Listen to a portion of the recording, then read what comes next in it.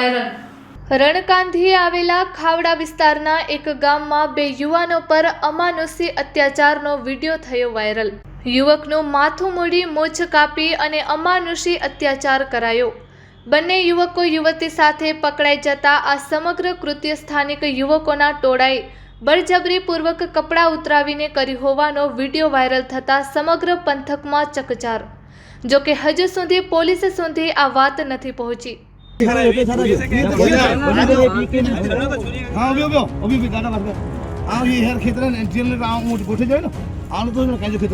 माड़ा पोछाव करे करे भगाई अपन आखिर मालू के आगे तक जाना रहो मजी गई कार पुलिस भी